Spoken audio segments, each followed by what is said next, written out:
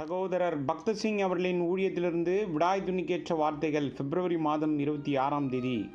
அதற்கு அவர், என் கிருபை உனக்கு போதும், பலவீனத்திலே என் பலன் பூர்ணமாய் விளங்கும் என்றார்.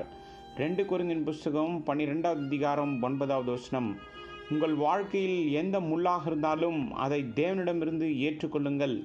இதுவே உங்களை விசுவாசத்தில் பலப்படுத்துவதற்கும் அதிக கிருபையை கொடுப்பதற்கும் தேவனுடைய வழியாகும். அப்போஸ்தலனாகிய பவுல் மிகவும் பலமுள்ளவனாகிவிட்டான் என்று நீங்கள் நினைக்கலாம். ஆனால் அவன் எவ்வளவு பலவீனமானவன் என்பதை அவனே கற்றுக்கொண்டான்.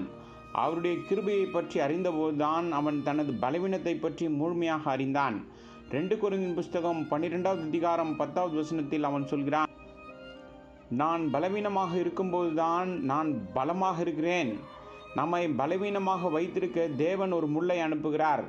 நம்முடைய பலவீனத்தை காணும்படி அவர் நமக்கு ஒரு முள்ளை கொடுக்கிறார். அதன் மூலம் தேவன் நம்மை பலப்படுத்த விரும்புகிறார். தாங்க முடியாத முள் என்று நீங்கள் அழைப்பது உங்களை நித்தியத்திற்கும் ஆவிக்குரிய ரீதியில் பலப்படுத்துவதற்குமாக ஏற்படுத்தப்பட்டது. நீங்கள் உங்கள் முள்ளை பற்றி நினைத்து கொண்டே போனால் அந்த ஆண் அல்லது பெண் என்னை பற்றி ஏன் இப்படி பேசினார்கள் என்று உங்கள் உள்ளத்தில் பல கசப்பான வேர்கள் வளர்வதை நீங்கள் காணலாம். பின்னர் நீங்கள் கோபத்திற்கும் வெறுப்புக்கும் ஆளாவீர்கள்.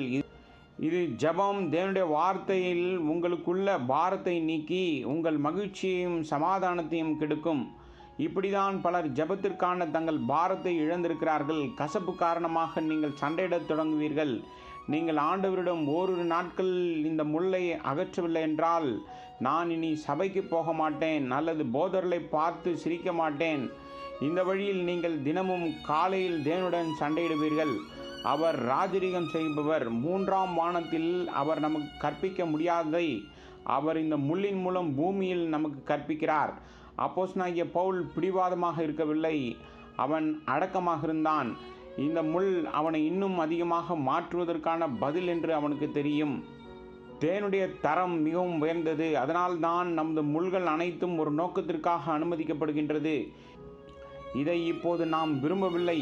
உன் முள்ளுக்காக நீ கண்ணீர் சிந்துகிறாயா? தேவனுக்கு எதிராக முணுமுணுப்பதற்காக தயவு செய்து அவரிடம் வருத்தம் தெரிவிங்கள். முள்ளுக்காக நன்றி, அதில் மகிழ்ச்சி கொள்ளுங்கள். உங்கள் மகிழ்ச்சி பன்மடங்கு பெருகுவதை நீங்கள் காண்பீர்கள். இனிமேல் உங்கள் சாட்சி அதிக வல்லமை வாய்ந்ததாகவும் தேவனுடைய வல்லமை உங்களுக்குள் வருவதையும் நீங்கள் காண்பீர்கள். எதனால் இந்த முட்கள் அனுமதிக்கப்படுகிறது என்றால், நாம் கிருபையிலிருந்து கிருபைக்கும் பலத்திலிருந்து பலத்திற்கும் வளரலாம். இப்படியாக நம்மை அவர் தம் பரிபூரணத்துக்கு கொண்டு செல்ல வருவார். இப்போது கிருபையும் சத்தியமும் ஒன்றாக செல்கின்றது. கிருபையும் சமாதானமும் ஒன்றாக செல்கின்றது. கிருபையும் மகிமையும் ஒன்றாக செல்கின்றது என்பதை பாருங்கள்.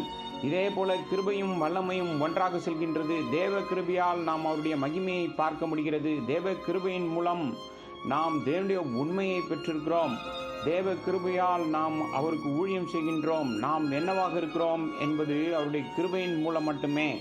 எனவே கிருபையை கொடுக்கும்படி தேவன் நம்முடைய வாழ்க்கையில் முட்களை கொடுக்கிறார். ஊசி போடுவதன் மூலம் நீங்கள் நல்ல ஆரோக்கியத்தை அனுபவிப்பீர்கள் என்று மருத்துவர் உங்களிடம் சொன்னால் எவ்வளவு வலியாக இருந்தாலும் உடனடியாக ஊசிகளை எடுத்துக்கொள்வீர்கள். ஆனால் தேவன் தனது ஊசியை கையில் எடுக்கும்போது நீங்கள் முணுமுணுக்க ஆரம்பிக்கிறீர்கள். இது மிகவும் வேதனையானது, தயவு செய்து நிறுத்தும் என்று சொல்கிறீர்கள். தேவனுடைய முள் என்பது தேவனுடைய ஊசி. இது நமக்குள் கிரியை கொண்டு வருவதற்காக நமக்குள் குத்தப்படுகிறது.